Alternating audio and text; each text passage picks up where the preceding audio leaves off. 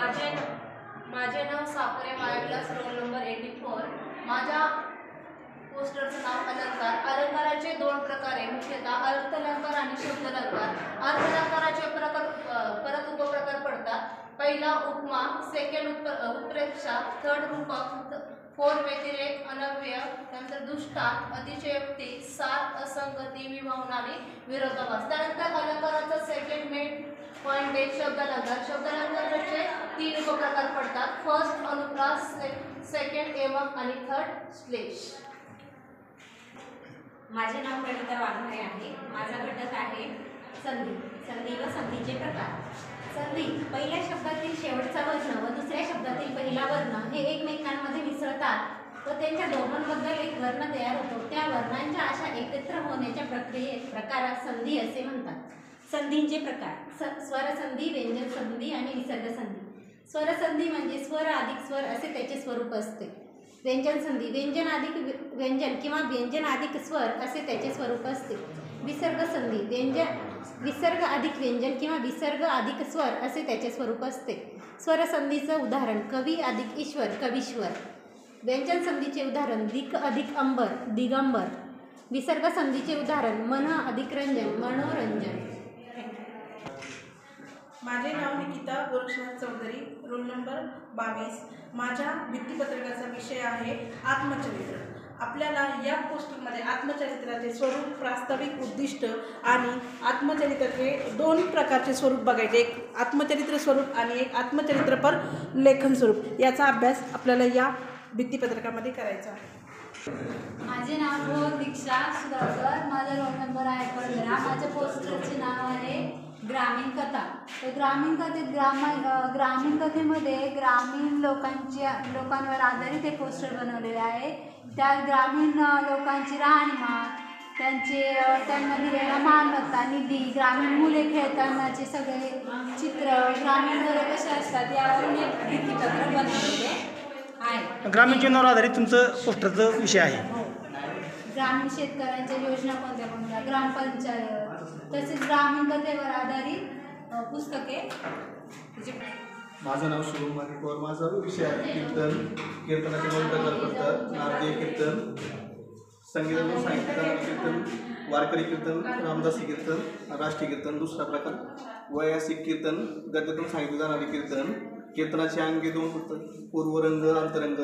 कीर्तनाचे आधुनिक प्रकार: संयुक्त कीर्तन, जुगलबंद कीर्तन, राष्ट्रीय कीर्तन, वैज्ञानिक कीर्तन।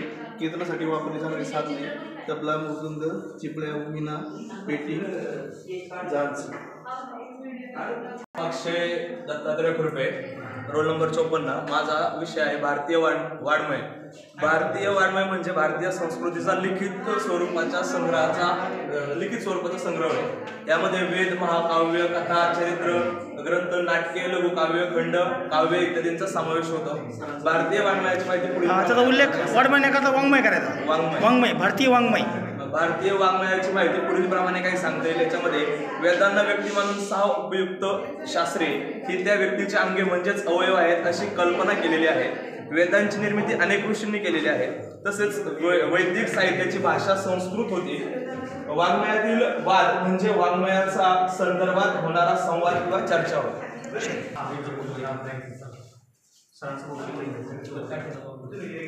माझे नाव केदारी स्वाती मग्गू, रोल नंबर 49।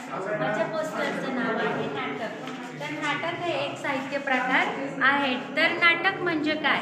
नाटक म्हणजे जिवंत, मृत, पौराणिक, ऐतिहासिक किंवा काल्पनिक व्यक्ती किंवा प्राणी यांच्या भूमिका करणाऱ्या नटांनी रंगमंचावर सादर केलेली बहुधा संवादात्मक, अभिनयमक, नृत्यमय किंवा काव्यात्मक कृती असू शकते। नाटकामध्ये शब्दसंहिता, त्याचप्रमाणे कथानक, त्यात असलेल्या विषयांचा तपशील, संवाद, पदे, वाद्यसंगीत, पार्श्वसंगीत, नृत्य, संघर्ष, वेश, रंगभूषा, अभिनय, कथानक असू शकते।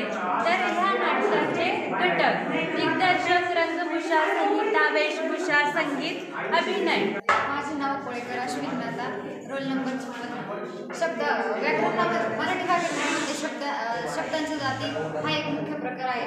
लिंग, वचन, विभक्ती यानुसार अनेक प्रकार पडतात। त्यातील शब्दांच्या जाती हा एक आहे। त्यातील मुख्य 8 प्रकार पडतात। त्यातील 4 विकारी शब्द आणि 4 अविकारी शब्द। त्यातील पहिला प्रकार आहे नाम, दुसरा सर्वनाम, तिसरा विशेषण, 4 क्रियापद, 5 क्रियाविशेषण अव्यय, 6 शब्दयोगी अव्यय, 7 उभयनामी अव्यय, 8 केवळ प्रयोगी अव्यय. माझं नाव प्रियंका नारायण घुगरे. माझ्या भित्तीपत्रकाचा विषय आहे. माझं नाव आहे प्रियंका नारायण घुगरे. माझा रोल नंबर आहे 31. माझ्या भित्तीपत्रकाचा विषय आहे लोकनाट्य तमाशा. भारतामध्ये महाराष्ट्रामध्ये लोकनाट्य हा एक महत्त्वाचा प्रकार आहे ह्याच्या संदर्भात. त्यामध्ये वेगवेगळ्या गोष्टींचा घटक याच्यामध्ये समावेश आहे, जसं की वादन आहे, नृत्य आहे, हे वेगवेगळे कला प्रकार याच्यामध्ये सादर केलेले आहेत. जसं की हा जो प्रकार आहे तो नाट्यभूमीमध्ये देखील प्रसिद्ध आहे. वेगवेगळ्या नाटकांमध्ये देखील याचा समावेश केला जातो. इसवी सन 17व्या शतकापासून हा महाराष्ट्रामध्ये उदयास आलेला प्रकार आहे. आणि हा जो प्रकार आहे तमाशा, तर तो जो आहे तो पेशवाईंच्या काळामध्ये बहरास आलेला आहे आणि आता तो उत्कर्षापर्यंत पोहोचला आहे. त्यामध्ये तमाशाचे 2 प्रकार पडतात, ढोलकी फडाचा तमाशा आणि संगीत बारीचा तमाशा. तसेच तमाशाची वेगवेगळी अंग आहेत, जसं की गण, गवळण, लावणी, बतावणी आणि बग, हे त्याची वेगवेगळी अशी विशेष अंगे आहेत. आणि त्याच्यामध्ये जी वेगवेगळी वाद्य वापरली जातात ही पौराणिक आहे. त्याच्यामध्ये ढोलकी आहे, तुंतुणे आहे, कणकी आहे आणि झांज आहे. हा जो प्रकार आहे तो विशेषतः आजही आपल्याकडे आढळून येतो. माझे नाव कुमार वर्षांचे, रोल नंबर 58. माझ्या पोस्टरचे नाव आहे अक्षर गणमुक्ताचे प्रकार. अक्षर गणमुक्ताचे 10 प्रकार पडतात. 1 इंद्रवज्रा, 2 उपेंद्र वज्रा, 3 शार्दूलविक्रीडी, 4 भुजंग प्रयत्न, 5 वसंत तिलका, 6 नागिनी, 7 मंदाक्रांता, 8 पृथ्वी, 9 मंदारमाला, 10 सुमंदारमाला. आईना अशोक काळे, रोल नंबर 44. माझ्या पोस्टरचे नाव आहे कादंबरी. कादंबरी म्हणजे अधिक लांबीच्या काल्पनिक, वास्तविक किंवा मिश्र कथा असलेल्या गद्यलेखनास कादंबरी असे म्हणतात. कादंबरीचे प्रकार: पौराणिक कादंबरी, ऐतिहासिक कादंबरी, दलित कादंबरी आणि सामाजिक व राजकीय कादंबरी. गाजलेल्या कादंबऱ्या: पानिपत, मृत्युंजय, छावा, संभाजी, महानायक, झाडाझडती, ह्या सगळ्या गाजलेल्या कादंबऱ्या आहेत.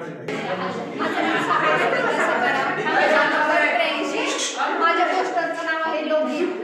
लोकगीताची व्याख्या: लोकांच्या मनातलं आनंद, दुःख, निराशा या गोष्टी जेव्हा गाण्यातून सांगितल्या जातात तेव्हा त्या गाण्याला लोकगीत असे म्हणतात.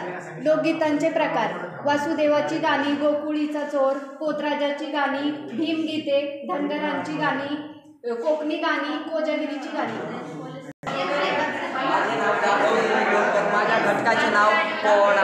पोवाडा हा असल मराठी वाङ्मय प्रकार असून तो 13व्या शतकात उदयाला आला आणि 17व्या शतकापर्यंत तो जोमात राहिला. पोवाडा हा दृश्यश्राव्य प्रकार आहे. पोवाड्याचा उल्लेख कीर्ती काव्यात केला जातो. पोवाडा म्हणजे वीरांच्या पराक्रमाचे, म्हणजे बुद्धिमत्तेचे तसेच एखाद्या सामर्थ्य, गुण, कौशल्याचे इत्यादी गुणांचे काव्यात्मक वर्णन, प्रशस्ती किंवा स्तुतिस्रोत म्हणजे पोवाडा. पोवाडा म्हणजे ठासून स्तुती करणे किंवा वीरांच्या पराक्रमाचे स्तुतीपर गेय करणे.